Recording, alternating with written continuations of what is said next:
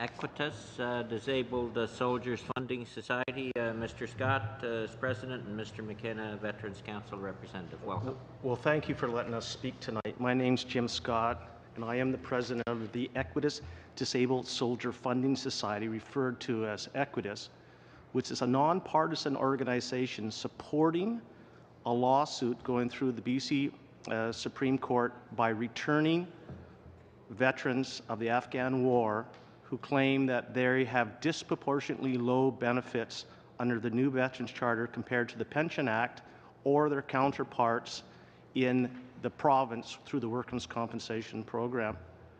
The main issue is a true disability pension for soldiers with claims under the new Veterans Charter. Over a lifetime, disabled soldiers are financially disadvantaged when you compare them to the previous Pension Act or their counterparts with provincial claims. To make this determination, we have looked at approximately 200 actual files provided to the law firm Miller Thompson, who works on this case pro bono. We see their actual benefits, not the benefits that are promised, often to committees by Veterans Affairs Canada, and we see that many of these veterans are denied the benefits that are promised to politicians from Veterans Care Canada. Now, to go back in time into these halls here, disability pensions in Canada started in 1914 provincially. By 1919, they were extended to the military. Disability pensions ensure income. They are not taxable, they are not subject to clawback, and they equal the gap between what somebody would have made if they were healthy and what they're going to make with their disability. This has been a Canadian tradition for 100 years, up until 2006.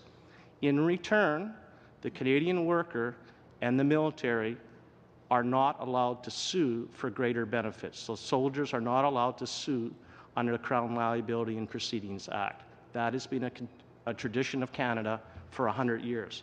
But that tradition has changed, or is being attempted to be changed. Now, the main difference between the provincial programs and the federal programs is the provincial programs are funded. The federal program isn't, and that's why I'm here asking for money, because there is no program to pay for the disabled soldiers when they return from Afghanistan, because we don't have a fund. It comes out of a budget. Therefore, there's tremendous pressure on Veterans Affairs Canada to trim, to deny, to reduce the amount of money in each budget, and they do a good job. Now, given this position that there is no pension and that we have to reduce the cost, the Canadians do not agree. In fact, great promises were made at the last election that they were going to restore pensions. The problem for the new government is the cost. It's the fact that a lot of these pensions are based on post-traumatic stress, which many people don't believe is real.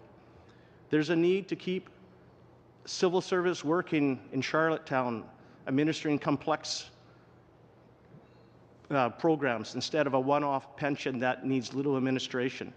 And there's a mistaken belief that if you give a young 20-year-old a bunch of money, you're helping them. This is proven not to be correct. Now, given that the new veterans' benefits are not the same as a true disability, the soldiers took the Government of Canada to court, and the power of the government, backed by specific legislations that they can't sue, the court saw a different version. They awarded for the soldiers, saying that things have changed so much that you have a case that can be argued. And what they said is, this action is about promises that the Canadian government made to men and women while injured in service to their country, and whether it is obligated to fulfill those promises. Immediately, the Canadian government appealed that decision, stating that the Canadian government has no duty of care to soldiers. That is about to have a ruling, but as a signal to where that ruling may go, Recently, the appellate court has allowed new evidence to be entered into their decision. That new evidence is the promises made during the last election of pensions for all disabled soldiers. And we expect this appellate court ruling within weeks. In closing, disabled soldiers and injured men and women serving their country should have pensions by tradition. It's a fundamental value.